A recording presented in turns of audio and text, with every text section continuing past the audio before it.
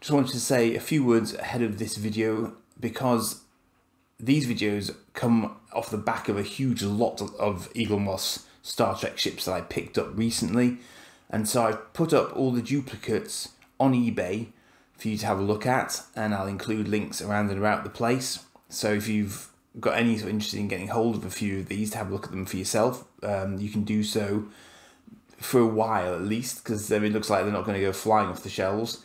I've tried to price them quite reasonably, so do please go and have a look, and without further ado, I will get on with the main video. Cheers.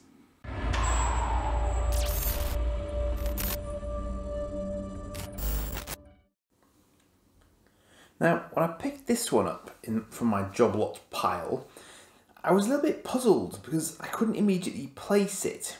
And then I started reading the magazine, and the magazine's really funny for this one, for me personally. But this is a slightly obscure Intrepid. When I think Intrepid, I think Voyager, being an Intrepid class starship. There have also been Constitution class vessels called Intrepid. But this is a very, very early United Earth Starfleet Intrepid. So this is before Federation. So this is Enterprise time. This is Star Trek Enterprise time. And what this is a sort of a planetary defense type ship. It is warp capable. It's got torpedoes. It's got phase cannons. But it's not as sophisticated as the NX-01. But it's quite a nice little design. I quite like it. It's almost like a more modern steam runner, with the way that its nacelles are kind of folded in over the top of its hull. It reminds me quite a lot of the steam runner. And in fact, it's even got the sort of underslung engineering bay that the steam runner has as well. This was designed by a chap called it's John Eves, I think it is. And this is a really, really interesting magazine because for me, it's really made me smile because it mentions all the stuff you'd expect it to mention. But because it's got this interview with Robert, now I think is it Bonchoon or Boncoon? I'm not quite sure how you pronounce his name correctly. But he did a lot of the design work for things like Voyager just as CGI was coming in. So he sort of got himself into CG stuff. And he worked, and it's mentioned here, he worked on Sequest DSV, which I loved, which is Amblin Entertainment.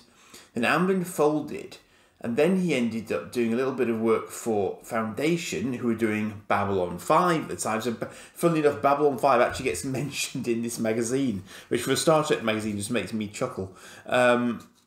And he actually then sort of did quite a lot of work on Voyager.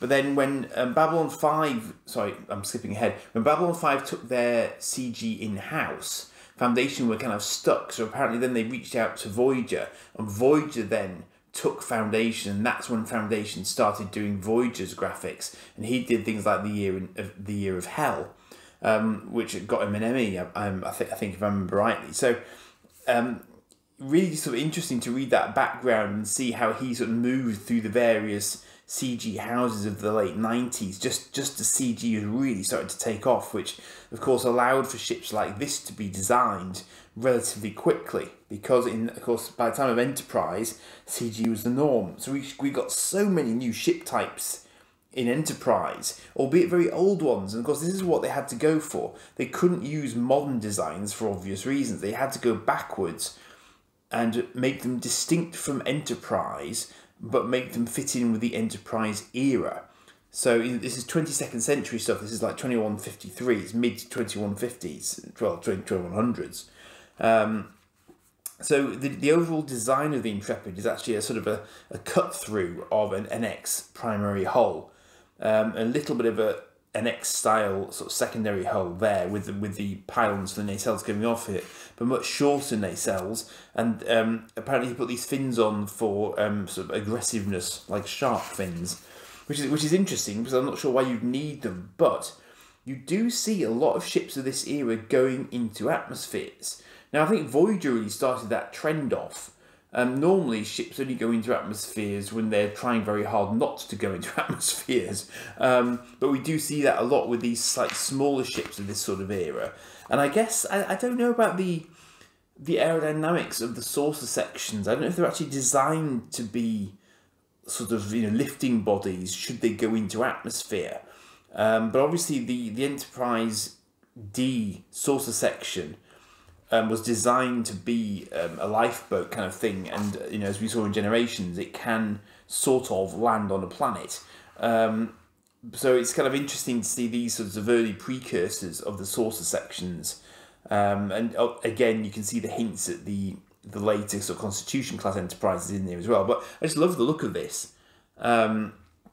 I do actually really enjoy this as a design. I like the sort of the cutout for the navigational deflector there as well. So it's got all the sort of the core elements you would expect to see on a starship. It's just that it's a much, much earlier version. And it's funny because what they call these sort of stabilization fins make it look as if it's attached using those, but it's not. It's actually attached by normal sort of nacelle pylons that are hidden behind the saucer section. So it's a really interesting look to it. And so these are the pages where they talk about the various sort of design options that they had. And this chap was John Eaves. Now, John Eaves, I believe, did a lot of the design work for ships of this sort of era, and I think possibly a little bit earlier as well. And he does do a bang-up job of it. He really does, because we get a lot of really unique, detailed ship designs. And you can see this, that looks very much like an Akira to me. And they deem these two sort of to be too modern looking to use in the show, so they use this one instead as a sort of what they call a delta wing. And I remember seeing that in a clip I saw on YouTube recently, actually. I didn't know what they were designation-wise at all, but they were sort of backing up the Intrepid because Earth had just been attacked. So when Duras attempts to ambush the NX-01 coming back into the solar system, that little fleet of 3 ships holds him off to help the NX-01 out. So this is this guy here, and he's mentioning Babylon 5 up here, Amblin folding there, Sequest DSV mentioned there. So he started off delivering a physical model of a Kazon Raider, apparently, and then just sort of went from there.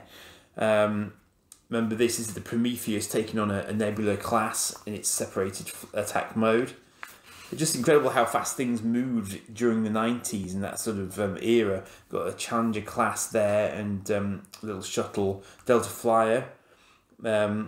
And he actually designed that one as well, which of course was quite a critical ship for Voyager. So really interesting magazine on this one.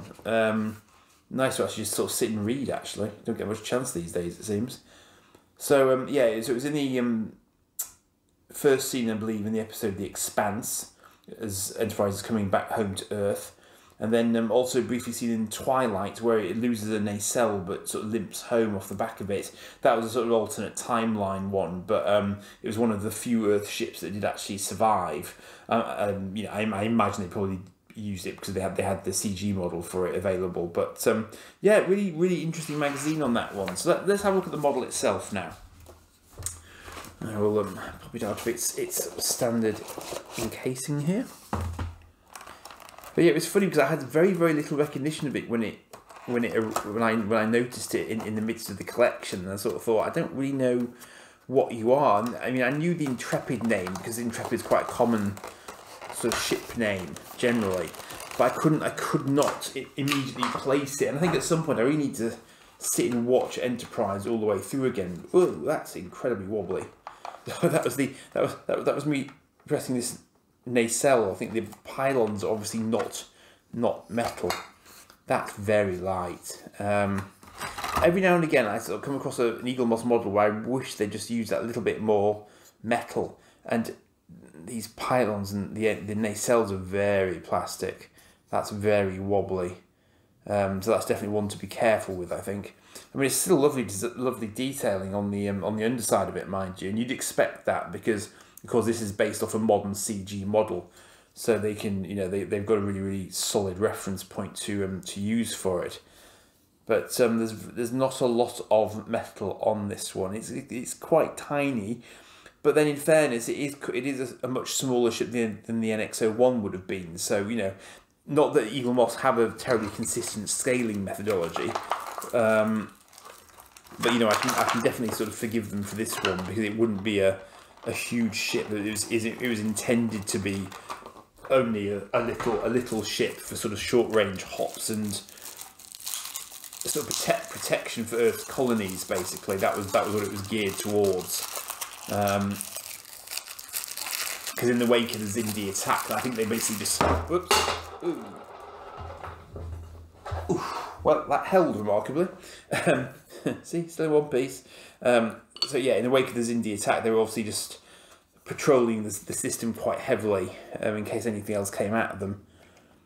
So I would say it's not the highest quality model I've seen from Eaglemoss ever, but I do like it as a concept.